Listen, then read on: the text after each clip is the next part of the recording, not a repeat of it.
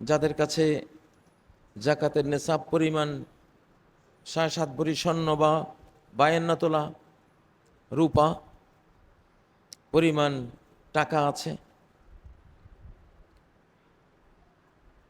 বা জাকাত যোগ্য সম্পদ আছে, তাদের উপরে জাকাত ফরজ, দিতেই হবে, না দিলে মহাপাপ, এবং জাকাতের সম্পদকে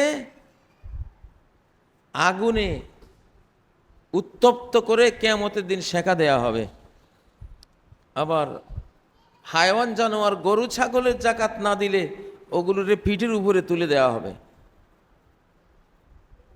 আবার এই হাদিসেও আছে যে উটের জাকাত দেয়নি, উটগুলোকে সারিবদ্ধ করে দাঁড় করানো হবে, আর ওই উটের মালিককে শুইয়ে দেওয়া হবে, তার উপর দিয়ে উটগুলি যাবে, পা দিয়ে খসবে আর কামড় মারবে, শিং থাকলে শিং দিয়ে গুঁতা মারবে, গরু মহিষ উট এরা।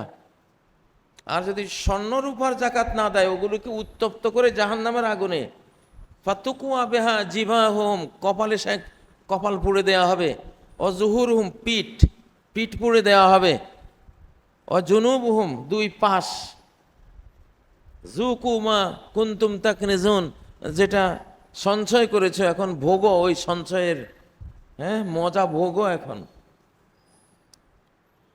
তো সম্পদ, যে সম্পদের জাকাত দেবে না, মুসসালাহু মালুহু সুজান আকরা, তারও জাকাত দেয়নি যেই মালের, ওই মালকে বিষাক্ত সাপ বানিয়ে, আকরা অতিমাত্রা সাপের বিষ হলে সাপের মাথার উপরে দুইটা পশম থাকে, বেশি বিষ হলে ওই পশম পড়ে যায়, ওই রকম পশম পড়ে যাওয়া সাপ, এই সম্পদ টাকা পয়সা এগুলি সাপে রূপান্তর হবে, গলায় ফেঁসিয়ে দেওয়া হবে। সাইয়ুতা ওয়াকুনা মা বাখেলু বিহি ইয়াউমাল কিয়ামা, কার্পণ্য করে যেই সম্পদের জাকাত দেয়নি, এটা গলার মধ্যে সাপ বানিয়ে পেঁচিয়ে দেওয়া হবে। ইয়াখুজু বেলে হেজা মাতাই হে, দুই দিক থেকে তার ঠোঁট টেনে ধরবে, চুবল মারবে, বলবে আনা মালুকা আনা কানজুক, আমি তোমার সম্পদ, আমি তোমার সেই সঞ্চিত ধন, যেই ধনের জাকাত দাও নেই তুমি। তো ভয়াবহ এসব শাস্তি মালদারের উপরে আসবে যদি সে জাকাত না দেয়। কিছুর উপরে জাকাত ফরজ, স্বর্ণরূপা, স্বর্ণরূপার উপরে জাকাত ফরজ, টাকা পয়সার উপরে জাকাত ফরজ, 52 তোলা রূপার সমপরিমাণ হয়েছে জাকাত দিবেন। তারপর ব্যবসায়িক পণ্য, আপনার দোকান আছে, তো একজন দোকানদারের উপরে, একজন ব্যবসায়ীর উপরে 3 দিক থেকে জাকাত আসবে। এক, দোকানে যা আছে, মাল মাত্রা যা আছে, এর মূল্য হিসাব করে সেটা জাকাত দেবেন। তারপর যা মানুষের কাছে বকেয়া আছে, মানুষের কাছে বকেয়া আছে, সেই বকেয়াগুলো হিসেব করবেন, সেটাকে 2 ভাগ করবেন বা 3 ভাগ, যেই লোকের কাছে বকেয়াটা আছে সে আমার এই বকেয়া স্বীকার করে কিনা, এবং দেয়ার সামর্থ্য আছে কিনা, এবং দেবে কিনা। যদি সে স্বীকার করে, দেয়ার সামর্থ্য আছে, সে দেবে, হয়তো 2-4 দিন পরে দেবে, তখন আপনি মনে করবেন এটা আমার কাছে আছে, এটা জাকাত দেবেন। আর যদি এমন লোকের কাছে আছে সে স্বীকার করে কিন্তু টালমাটাল করে, দেয়ার সামর্থ্য এখন নাই, তাহলে এটাকে যেই বছর সে এইটা দেবে সেই বছর 1 বছরের জাকাত দিয়ে দেবেন, এখনই দেওয়ার দরকার নাই, পাওয়ার আগে হিসাব করার দরকার নাই এইটা। আবার কিছু বকেয়া আছে, ঋণ আছে, সাধারণ পাবলিক, বেশি টাকা পয়সাও নাই, দিবে কি না জানেন না, সে যেদিন দিবে, যখন দেবে, তার ব্যাপারেও পাবার বছরে, প্রাপ্তির বছরে 1 বছরের জাকাত দিলে হয়ে যাবে। এটা হলো দোকানদারের জন্য, ব্যবসায়ীর জন্য। আর হলো 3 নাম্বার, জায়গা জমি কিনে রেখেছেন, গাড়ি ঘোড়া কিনে রেখেছেন, ব্যবসা করেন, গরু ছাগল কিনে রেখেছেন, বেচা বিক্রি করেন, যে কোনো জিনিস, যে কোনো পণ্য, বিল্ডিং কিনে রেখেছেন, বেচা বিক্রি করেন, এগুলি পণ্য, বিক্রয় পণ্য। যেটাই কিনে, লোহা লক্কর, ঘর দরজা, গাড়ি ঘোড়া, জায়গা জমি, এগুলি যখন সেল করেন, buy and buying and selling, বেচা বিক্রি যদি করেন, তাহলে ওটা আপনার ব্যবসায়িক পণ্য। ওটা হিসেব করে বছর পূর্ণ হলে জাকাত দিয়ে দেবেন, ফরজ, এটা দিতেই হবে।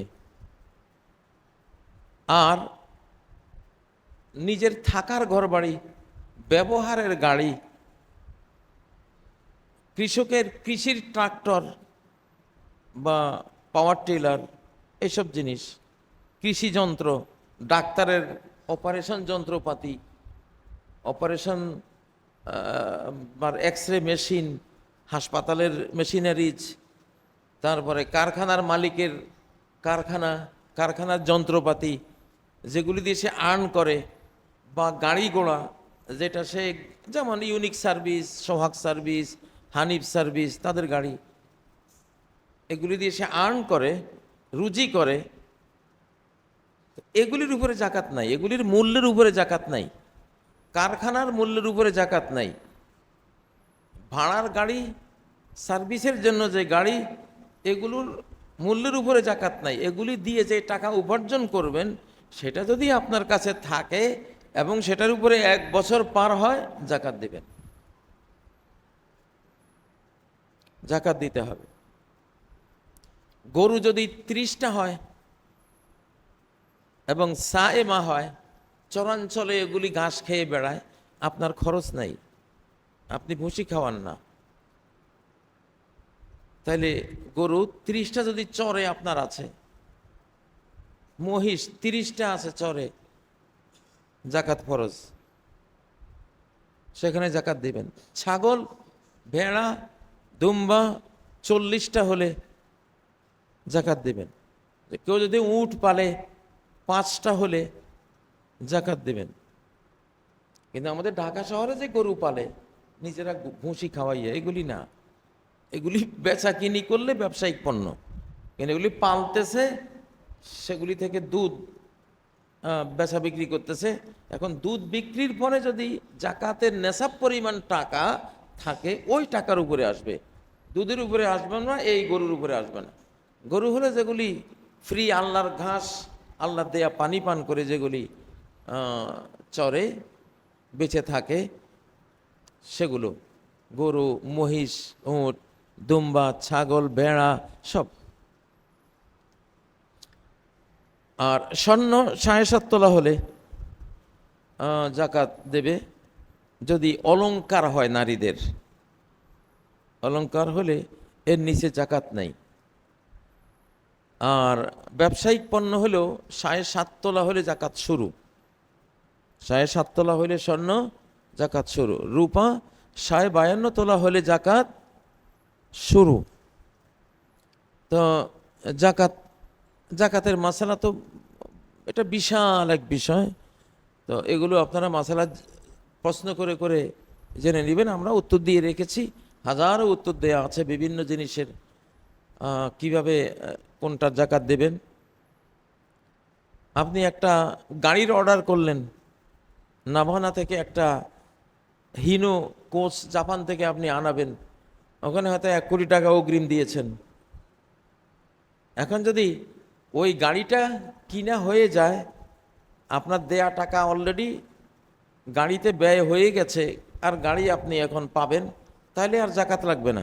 কিন্তু ওই টাকাটা কোম্পানির কাছে পড়ে আছে, এখনো ওইটা গাড়িতে রূপান্তরিত হয় নাই, গাড়ি কেনা হয়ে যায় নাই এখনো, তখন এটা আপনার টাকা হিসেবে আপনি মনে করবেন এবং জাকাত দেবেন। এইভাবে হাজারো মাসালা আছে, এগুলো জাকাত সংক্রান্ত জেনে নেওয়া জরুরি। যেই কোনো আমলের আগে সেই আমলের ইলম অর্জন করা হলো ফরজ। তারপরে হলো জাকাতুল ফিতির, সদকাতুল ফিতির। সদকাতুল ফিতির এটা জাকাত হলো সম্পদের উপরে ফরজ হয়। জাকাতটা সম্পদের উপরে আসে। সেই সম্পদ এতিমের কাছে থাকুক, শিশুর কাছে থাকুক, পাগলের কাছে থাকুক, মেয়ের কাছে থাকুক, ছেলের কাছে, নারী পুরুষ কার কাছে থাকুক, সম্পদের নেশাব হলে জাকাত দিতে হয়। আর সদকাতুল ফিতিরটা হলো ব্যক্তির উপরে আসে। একদিন এক রাত, ঈদের দিন ঈদের রাতের খাবার দাবার থাকলে আপনার উপরে ফিতরা বাড়তি যেটা আছে ওটা দিয়ে আপনি দিবেন। তো জাকাতুল ফিতির আসে ব্যক্তির উপরে। আপনার উপরে জাকাতুল ফিতির ওয়াজিব, ফরজ। আপনার নাবালক শিশুদের পক্ষ থেকে ফরজ। যারা সাবালক হয়ে গেছে তাদের আয় রুজি না থাকলে দেবেন, কিন্তু ফরজ থাকে না। নাবালকদের উপরে ফরজ। আপনার স্ত্রীর পক্ষ থেকে দেবেন, আপনার পক্ষ দেবেন। ঘর দুয়ারে যেসব গৃহ পরিচারিকা খাদেম থাকে, আপনি চাইলে তাদেরটাও দিয়ে দিতে পারেন যদি তাদের সামর্থ্য কম থাকে। তো আলাল হুররে ওয়াল আবদ ওয়াস সগীরে ওয়াল কবির, এটা স্বাধীন পরাধীন ছোট বড় সবার উপরে ফরজ। ধরুন আগামীকাল ঈদ হবে, আজকে রমজানের শেষ দিন যদি হয়, আজকের সূর্যাস্তের আগে যদি কোনো শিশু জন্ম হয় তার উপরেও সদকায়ে ফিতির ফরজ। সূর্যাস্তের আগে জন্ম হয়েছে তার উপরেও সদকায়ে ফিতির ফরজ। পেটে বাচ্চা আছে, মায়ের গর্ভে শিশু আছে, 4 মাস হয়ে গেছে, তার পক্ষ থেকেও আদায় করা মুস্তাহাব। ফরজ না, মুস্তাহাব। 4 মাস হয়ে গেছে, রু এসে গেছে, সে এখন একজন মানুষ, ব্যক্তি, তার পক্ষ থেকে হলো মুস্তাহাব। কিন্তু রমজানের শেষ দিনের সূর্যাস্তের আগে যার জন্ম, তার পক্ষ থেকে দেয়া কি এটা ফরজ। সূর্যাস্তের পরে জন্ম হলে ফরজ না, যেহেতু সে ফরজের টাইমটা পায় নাই। কেউ যদি রমজানের শেষ দিনের সূর্যাস্তের আগে মারা যায় তারটার ফরজ না, সূর্যাস্তের পরে মারা গেলে তারটাও দিতে হবে ফরজ।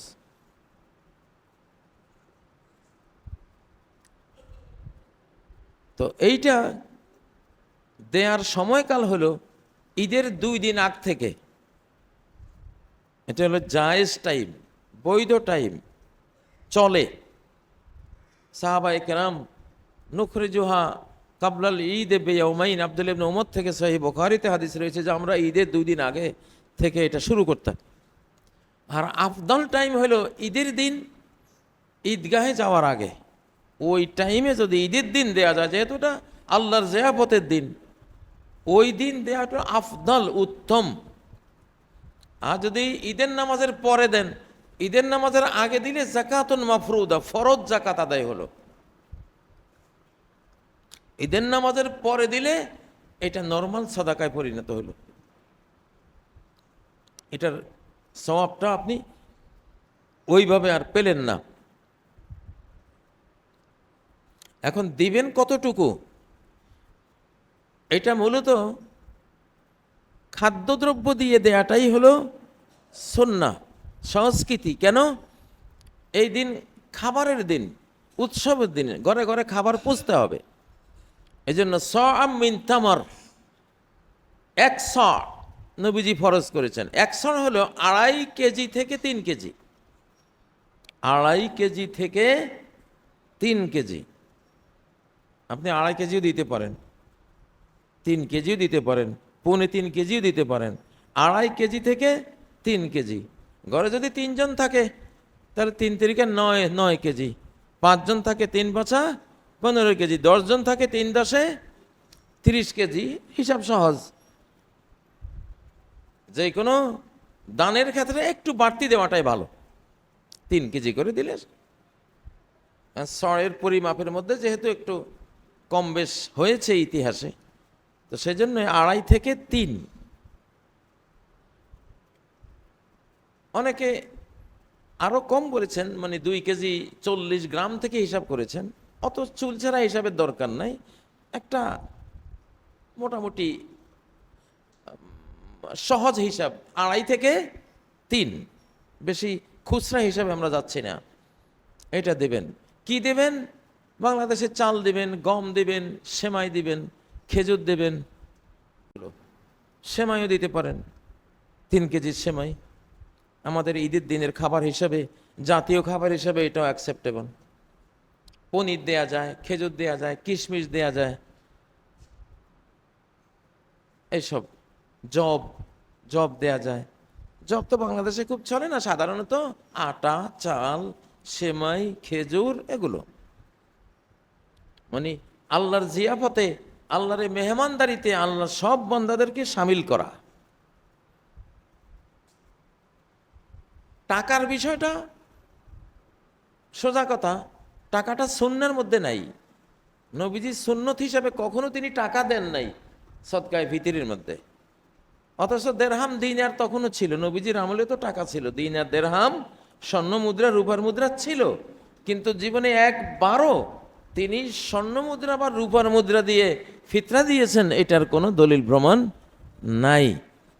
এখন আলেমরা গবেষণা করে বলছেন দিলে হয়ে যাবে, দুর্বল কথা, দিলে হয়ে যাবে, হয়ে গেল, বাট আপনি সুন্নতের সওয়াবটা পাইলেন না।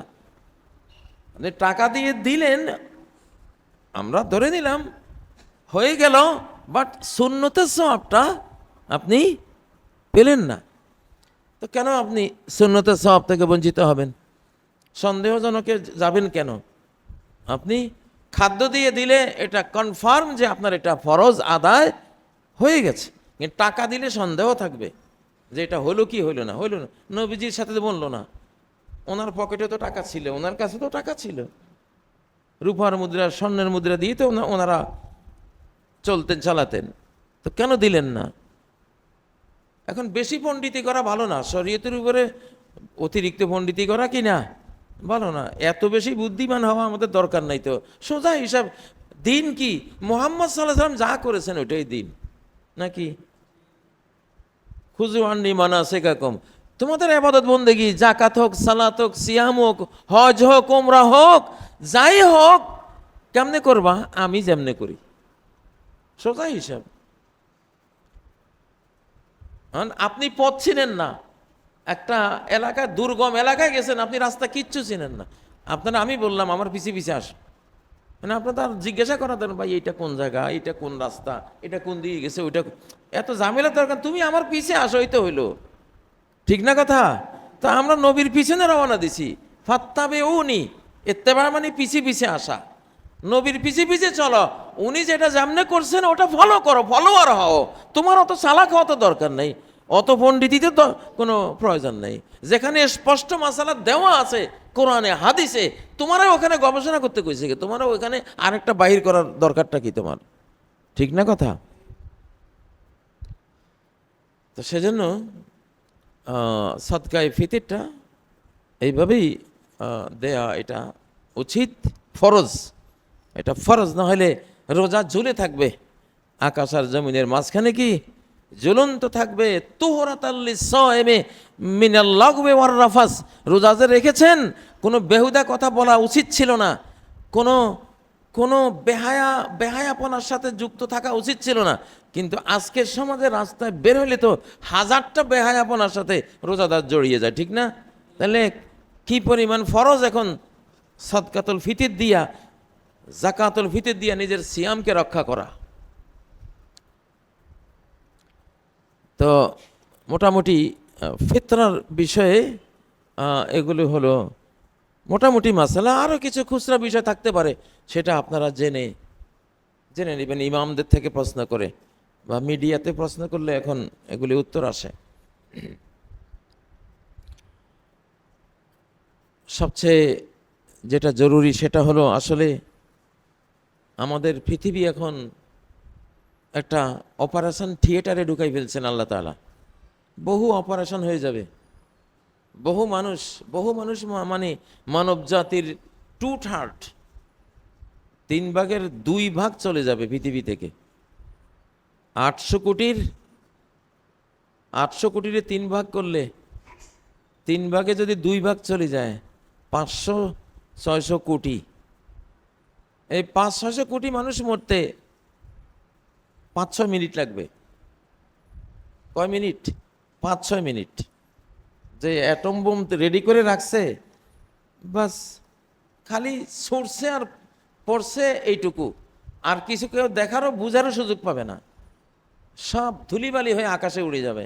এমন এক আদম আলাইহিসসালাম থেকে এই দম পর্যন্ত এত বড় ধ্বংসযজ্ঞ পৃথিবীর ইতিহাসে কোনো কালে হয় নাই যেটা এখন হবে। আমরা তো সবাই ঘুমাচ্ছি আরামসে, কোনো খোঁজ খবরই নেই। মাথার উপরে যে কি ঘুরতেছে, মধ্যপ্রাচ্যে যে যুদ্ধ, ওখানে তো অলরেডি অ্যাটমিক প্রস্তুতি পর্যায়ে চলে গেছে। এবং এই অ্যাটমের যুদ্ধ, দ্বিতীয় বিশ্বযুদ্ধ 39 থেকে 45, 5-6 বছর হয়েছে। এখনকার যুদ্ধ, অ্যাটমিক যুদ্ধ 5-6 বছর না, 5-6 মিনিট, 5-6 মিনিটে শেষ।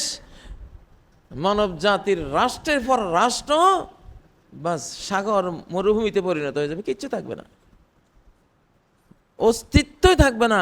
এমন ভয়াবহ যুগ যেটা আদম থেকে এই পর্যন্ত হয় নাই কখনো, সেটা হবে, কনফার্ম ধরে রাখেন, সেটা হবে।